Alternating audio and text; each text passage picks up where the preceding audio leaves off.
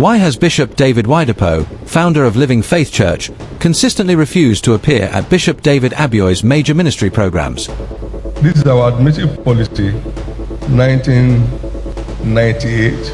This question has quietly circulated for months, creating ripples across Nigeria's Christian landscape. From the inauguration of Abioye's new ministry, on this final note, and to the glory of God, this assembly, with the name Living Word Conquerors Global Assembly, to the one-year anniversary of his Hour of Revival interdenominational program, I'd like to welcome every one of us very specially into this edition of the International Hour of Revival, marking 1 year since inception of this global move of the Spirit of God. May the Lord bless and honor you. And even smaller events where many expected Oyedepo to at least send a delegation, the silence has been loud and persistent. Each time, the story repeats itself, Abioye announces a major program. His followers gather. The anticipation builds. And yet, Bishop Oyedepo is absent, leaving observers to analyze every detail, every timing, and every decision. Is this silence a message, a strategy, or simply coincidence? Whatever it may be, the implications for both ministries are far deeper than most people realize. What appears on the surface as a simple calendar conflict may, in reality, represent one of the most significant transitional moments in Nigerian Pentecostal history. And understanding this moment requires going back to where it all began. Background: from brothers in ministry to separate paths. To understand the present tension, we must revisit the decades-long bond between these two men.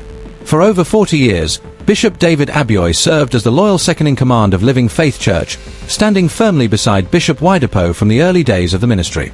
Abioye was more than a deputy. He was a trusted confidant, a stabilizing force, and one of the most beloved voices within the Winners family. While Oyedepo served as the prophetic visionary, Abioye became known as the pastoral heart of the ministry.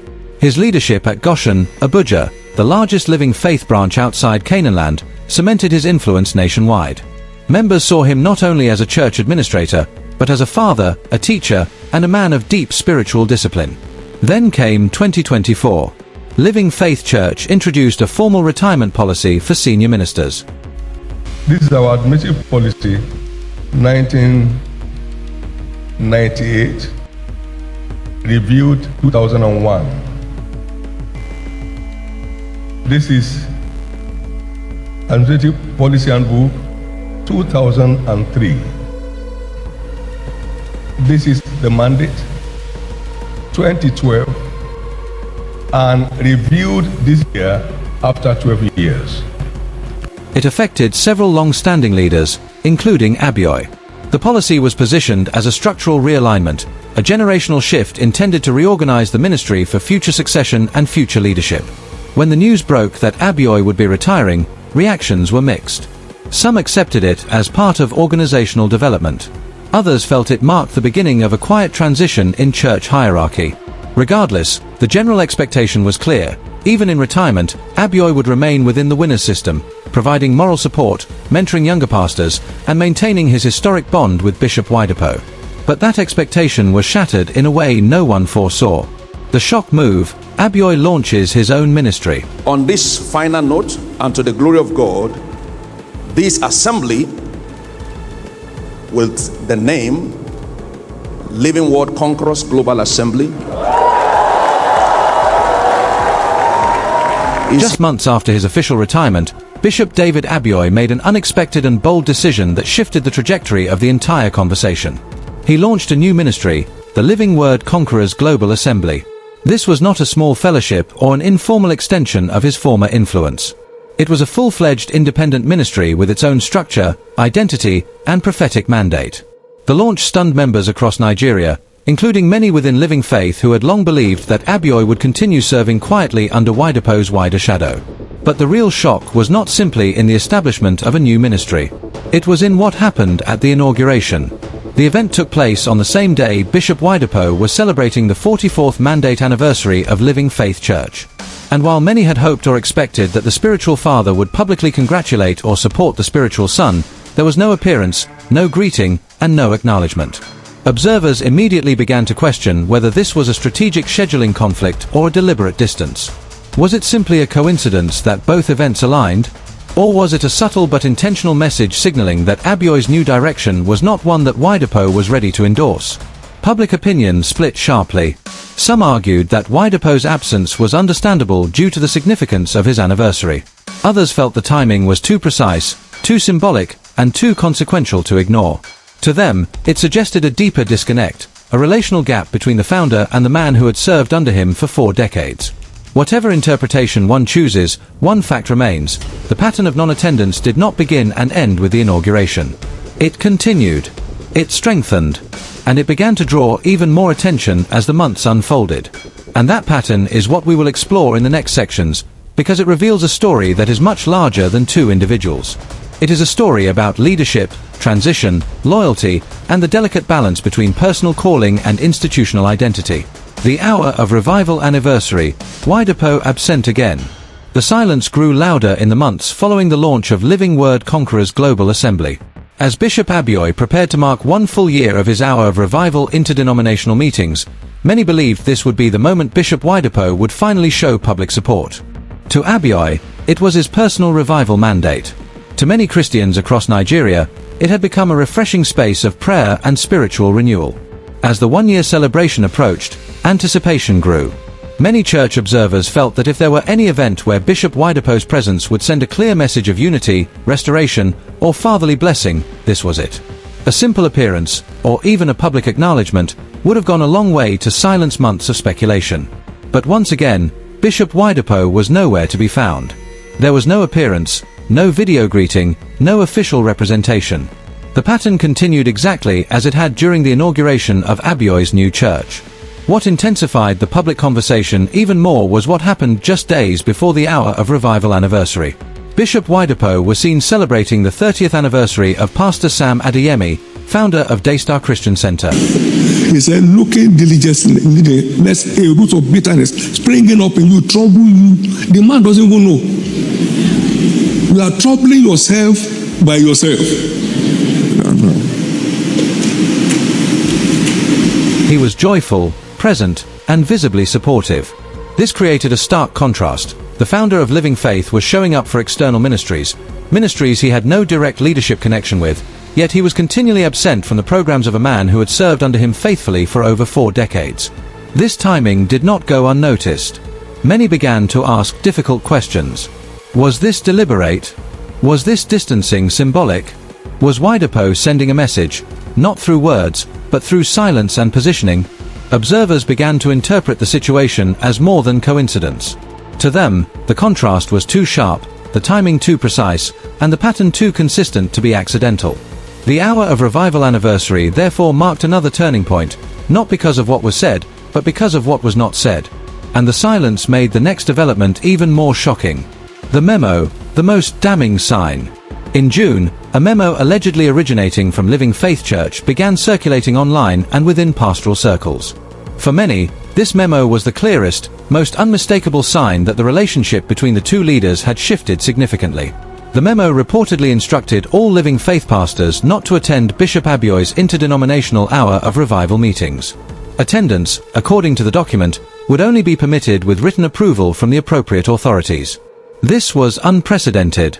Within Nigerian Pentecostalism, informal guidelines are common. Pastors are often advised, guided, or encouraged regarding their external associations. But an outright restriction, a formal directive requiring written permission, that was rare. The Christian community reacted strongly. To many, the memo was a direct statement, not just administrative policy, but a clear warning. It signaled that Living Faith Church no longer viewed Abioye's meetings as neutral spiritual gatherings. Instead, they appeared to treat them as a potential source of divided loyalty or internal competition. Pastors who once saw Abioye as a father figure suddenly found themselves caught between institutional loyalty and personal admiration. Members who attended Hour of Revival began wondering if their presence was now viewed as rebellion.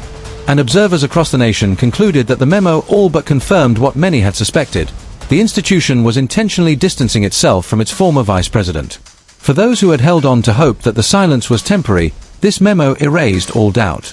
It formalized a separation that had previously been subtle. And it revealed one deeper truth, that the leadership of Living Faith was taking deliberate steps to prevent the rise of an alternative center of influence. Why Oyedepo may be distancing himself. To understand this pattern, one must consider possible motivations behind Bishop Oyedepo's consistent absence and the institutional restrictions that followed.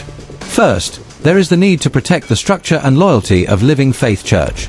For over 4 decades, the ministry has operated as a tightly unified system built on a clear hierarchy. In such systems, leadership transitions can be delicate. The emergence of another influential figure outside the system, especially one who was formerly the second in command, can create uncertainty within the ranks.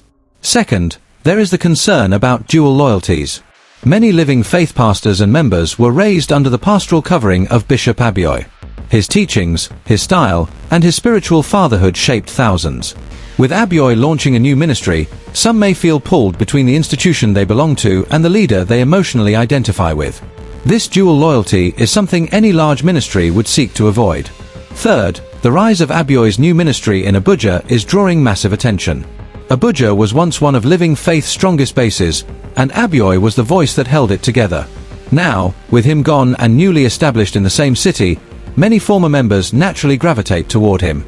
That shift, if left unchecked, could reshape the power dynamics within the nation's Christian landscape. Fourth, public endorsement of Abioye's ministry could be misinterpreted as approval of a breakaway movement. Bishop Oyedepo may be intentionally withholding his presence to avoid the appearance that Living Faith is directly or indirectly connected to the new ministry. Fifth, there is the need to maintain clarity in succession planning and authority. Living Faith is entering a generational transition. Any confusion about who carries the mantle, who leads what, or who stands where could complicate future leadership structures. From an organizational standpoint, distance may be seen as necessary to prevent blurred lines. In essence, what looks like emotional distancing may in fact be strategic distancing, an attempt to preserve order, authority, and institutional identity in a rapidly evolving environment. Is Oyedepo indirectly frustrating Abioye?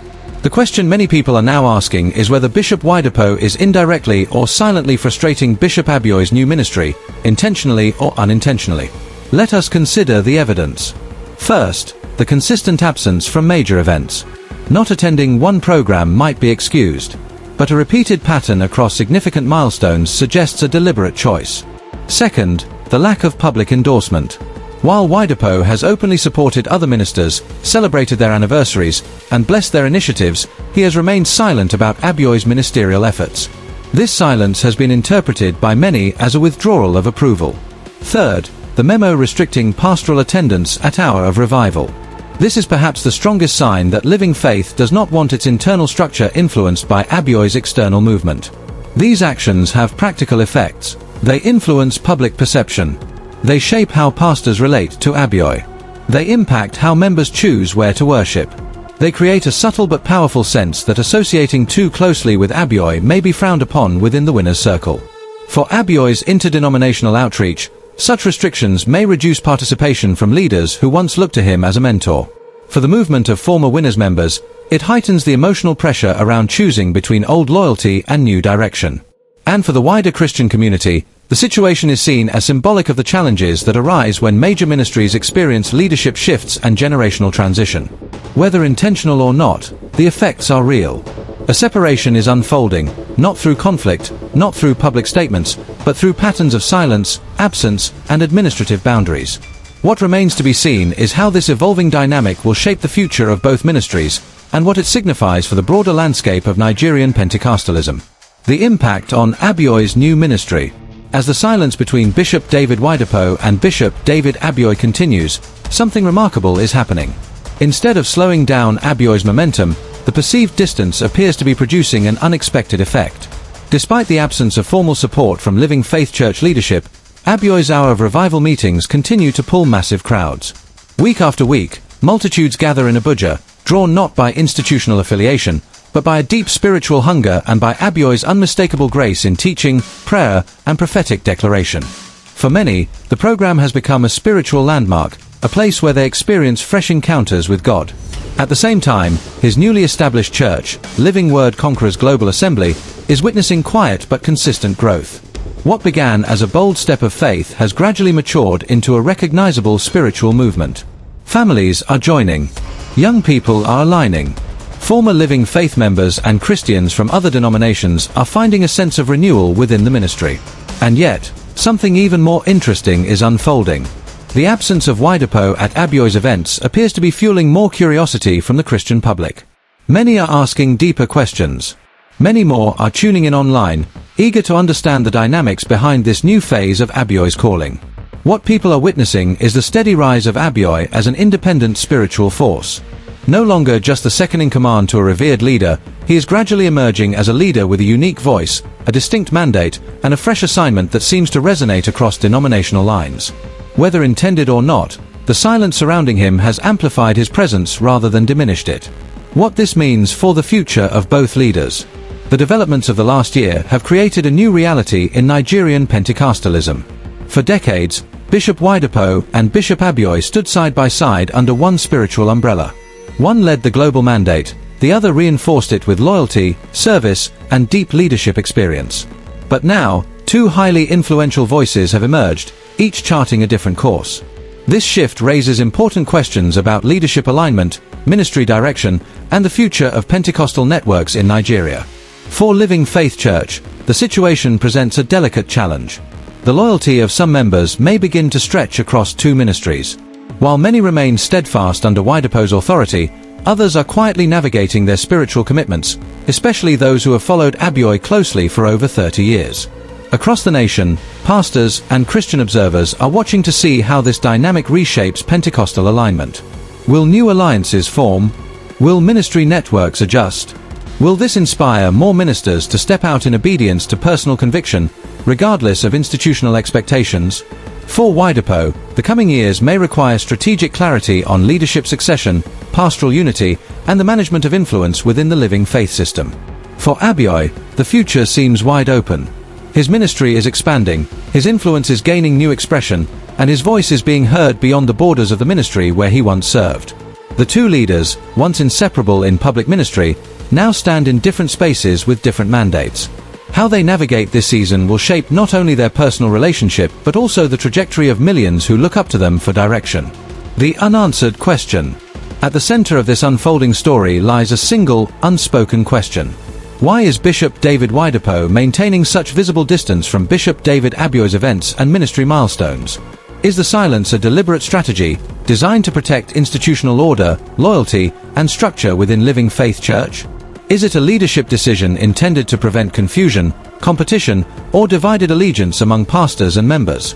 Or is this the first sign of a much deeper spiritual separation? A quiet but significant shift that reflects changing seasons, new callings, and an evolving landscape in Nigerian Pentecostal leadership. The public does not have all the answers. Even the Christian community is divided in their interpretations. Some believe it is simply wisdom and timing. Others see it as a sign of a growing divide. But in the midst of these uncertainties, one fact is undeniable. The actions, the silences, and the decisions being made today will shape the future of two of the most influential ministries in the country. As viewers, observers, and believers, we are left with a profound reflective question. Is this silence a message, a strategy, or the beginning of a spiritual separation? Only time will reveal the true meaning behind this moment.